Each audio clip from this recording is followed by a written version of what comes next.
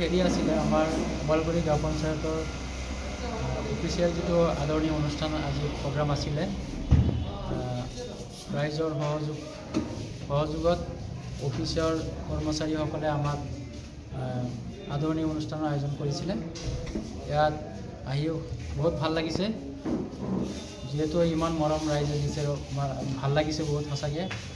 আৰু বোৱালগুৰি গাঁও পঞ্চায়তৰ নৱনিৰ্বাচিত সভাপতি হিচাপে আজি ইয়াত উপস্থিত থাকি নথৈ আনন্দিত হৈছোঁ। আৰু বোৱালগুৰি গাঁও পঞ্চায়তৰ এলেকাটো অলপ ডাঙৰেই হয়, সেই হিচাপে বোৱালগুৰি গাঁও পঞ্চায়তত কৰিব লগা কাম বহুত আছে। ৰাইজৰ সহযোগত, ৰাইজৰ মতামতত আমি যিমান পাৰোঁ আগন্তুক যিটো 5টা বছৰৰ কাৰণে ৰাইজে আমাক প্ৰতিনিধিত্ব কৰিবৰ কাৰণে পঞ্চায়তত পঠাইছে। ৰাইজৰ কি সমস্যা আছে, ৰাইজৰ লগত মত বিনিময়ৰ জৰিয়তে আমি ৰাইজৰ সমস্যাবিলাক সমাধান কাৰণে চেষ্টা কৰিম। আৰু পঞ্চায়তৰ যিবিলাক পুঁজি আছে, পঞ্চায়তৰ পুঁজি যাতে সৎ ব্যৱহাৰ হয়, ৰাজহুৱা কামত যাতে সৎ ব্যৱহাৰ কৰিব পৰা যায়, তাৰ কাৰণে আমি চেষ্টা কৰিম।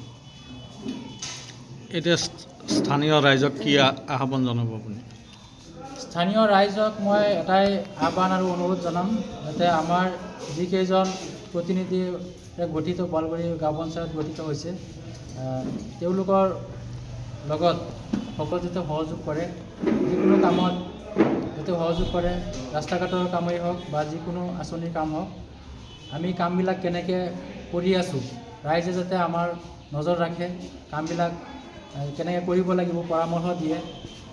আমি যিহেতু নৱপ্ৰজন্ম, আমাক দেখি পেলাই যাতে আৰু 10জনে আৰু 10টা পঞ্চায়তৰ মানুহে যাতে বেলেগ বেলেগ পঞ্চায়তৰ মানুহখিনিও যাতে আমাৰ দেখি পেলাই সেনেকুৱা ধৰণৰ কামবিলাক ভাল কামবিলাক কৰিবৰ কাৰণে আগ্ৰহী হয়, সেইকাৰণে আমি চেষ্টা কৰিম। আজি নৱনিৰ্বাচিত সভাপতিকে প্ৰমুখ কৰি সদস্যসকলক পঞ্চায়ত সচিবে এখন সম্বৰ্ধনা অনুষ্ঠানৰ আয়োজন কৰিছিলে। এই সম্বৰ্ধনা অনুষ্ঠানত ৰাইজৰ বিপুল সহযোগিতা, আমাৰ এই অঞ্চলৰ প্ৰাক্তন সভাপতি, অৱসৰপ্ৰাপ্ত শিক্ষাগুৰুসকল, বুদ্ধিজীৱী, সমাজসেৱক, সকলো শ্ৰেণীৰ ৰাইজ আহি উপস্থিত হৈছে। আৰু এই ৰাইজৰ পাৰ ভঙা যি উৎসাহ, সেই উৎসাহ দেখা পাই সঁচাকৈ ৰাইজৰ প্ৰতি আপ্লুত হৈছোঁ। আগন্তুক দিনত বোৱালগুৰি পঞ্চায়তৰ যিসকল নৱনিৰ্বাচিত প্ৰতিনিধিসকলে বোৱালগুৰি পঞ্চায়তৰ সকলো তেওঁলোকে যে ৰাইজৰ সেৱা আগবঢ়াই যাব পাৰিব, আজি মই এইটো আশাবাদী। ৰাইজৰ সহযোগিতা আছে আৰু তেওঁলোকক হিয়া উজাৰি আশীৰ্বাদ কৰিছে।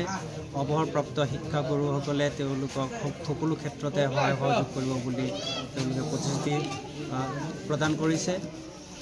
আৰু ময়ো সঁচাকৈ গৌৰৱ অনুভৱ কৰিছোঁ, মোৰ কনিষ্ঠ ভাতৃ মিজানুল হক ওৰফে মিজু সভাপতি হিচাপে বিনা প্ৰতিদ্বন্দ্বিতাৰে বোৱালগুৰি গাঁও পঞ্চায়তৰ পৰা নিৰ্বাচিত হৈছে। তেওঁৰ যি সৰুৰে পৰা যি সমাজ সেৱাৰ যি তেওঁৰ চেষ্টা, সেই সমাজ সেৱাৰ জৰিয়তে আজি ৰাইজৰ লগত কাম কৰি আজি এইখিনিলৈকে আহিছে। তেওঁৰ উজ্জ্বল ভৱিষ্যত, মই এগৰাকী দাদা হিচাপে তেওঁক উজ্জ্বল ভৱিষ্যত কামনা কৰিছোঁ।